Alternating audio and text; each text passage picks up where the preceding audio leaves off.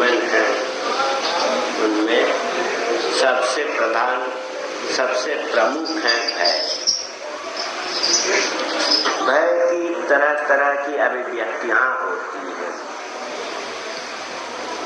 एक भय की एक अभिव्यक्ति का नाम है हीनमन्यता, इन्फीरियरिटी कॉम्प्लेक्स, जिसको अंग्रेजी में कहते हैं। ये हीनमन्यता के पीछे कारण रहता है क्या? ना अपनी असंपूर्णता। कोई गरीब है तो अमीर के सामने हीनमन्यता रहती है, कोई कमजोर है तो बलशाली के पास हीनमन्यता रहती है। जो पापी है उसका क्या होता है? भगवान के सामने हीनमन्यता रहती है। यह हीनमन्यता जो भय का ही एक अभिप्रकाश है, वो मनुष्य के लिए सबसे हानिकारक है। प्रगति में सबसे अधिक यह बाधा पहुंचाती है। अब कोई मनुष्य अगर अनुचित कर्म किया, पाप किया, उनमें जो पाप के कारण हीनमन्यता रहती है, उस हीनमन्यता के कारण वो कोई बड़ा काम नहीं कर सकता है। परमात्मा के सामने भी जाने में वो डरते हैं, घबराते हैं, सोचते हैं कि हम तो पापी हैं, हम सामने कैसे जाएंगे। मगर इस संबंध में शास्त्र में है, कृष्ण की उक्ति है क्या कि मनुष्य में इस तरह की भावना नहीं रहनी चाहिए कि मैं पापी हूँ, मैं पापी हूँ। ऐसा सोचना भी ठीक नहीं है। मनुष्य के लिए उचित सोचना क्या है कि मैं अच्छा हूँ चाहे खराब हूँ, मैं किसका हूँ? मैं तो परमात्मा का हूँ। तो मेरे मन में इस तरह की विभेदा अथवा हीनमन्यता क्यों रहेगी? कृष्ण कहते हैं अपि चेत् सुदुराचारो भजते माम अनन्यभाक् सोऽपि पापो विनिर्मुक्तो मुच्यते भवबन्धनात्। अगर पापी से भी पापी कोई हो, वो किसके हैं? वो भी तो परमात्मा के हैं, वो तो बाहर के नहीं है। परमात्मा दुनिया का मालिक जगन्नाथ उनका नाम है, तो क्या पापी के वे नाथ नहीं है? इसलिए पापी डरेगा क्यों, घबराएगा क्यों? पापी भी उनके पास पहुंच जाए।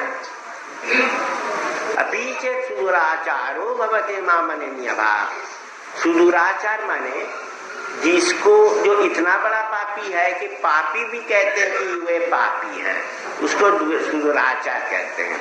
तो सुदुराचार व्यक्ति भी अनन्यभाक् होकर, अनन्यभाक् माने अनन्य मनसा होकर मेरी शरण में आ गया, अर्थात और भावनाओं से मन को हटाकर अगर परमात्मा की ओर अपनी भावनाओं को चला दिया कि हो सकता है मैं पापी हूँ मगर मैं तो परमात्मा का हूँ, यह भावना लेकर अगर परमात्मा की शरण में आ गया तो सोऽपि पापो विनिर्मुक्तो मुच्यते भवबन्धनात्। मैं उसको पाप से मुक्त कर देता हूँ और वो आदमी दुनियावी बंधनों से मुक्त होकर मोक्ष प्राप्त करते हैं। तो यहाँ कहना यही है, किसी भी मनुष्य के मन में इस तरह की भावना न हो कि मैं पापी हूँ या मैं पापी था। उनको यही बात सिर्फ सोचनी है कि मैं जो कुछ भी हूँ मैं परम पुरुष का हूँ, मैं परमात्मा का हूँ, और ये जो तन मन धन परमात्मा से जो मिले हैं इसका मैं पूरा सदुपयोग करूँगा और परमात्मा के काम में इसे उत्सर्गित कर दूंगा ताकि मेरे काम से परमात्मा खुश हो जाए। दुनिया में हम आए हैं पशुओं के माफिक सिर्फ खाने पीने के लिए नहीं। क्यों आए हैं? हर मनुष्य क्यों आए हैं? ना उद्देश्य एक ही है कि परमात्मा से जो संपदाएं मिली हैं उन सबों का पूरा उपयोग करने के लिए। और श्रेष्ठ उपयोग क्या है? ना परमात्मा की संतान ये जो व्यक्त जगत है इन सबों की खिदमत के लिए। क्यों? न परमात्मा की संतानों की अगर हम खिदमत करते हैं तो परमात्मा अवश्य ही उससे खुश होंगे। इसलिए जो आदमी जन सेवा करता है वो ही सच्ची नारायण सेवा करता है। तो अगर नारायण को, परम पुरुष को संतुष्ट करना है तो परम पुरुष की संतानों की अर्थात जगतवासियों की सेवा करनी है। और ये सेवा करते वक्त मन में हीनमन्यता, पापमन्यता नहीं रहनी चाहिए। तुम जो कुछ भी हो तुम परमात्मा के हो।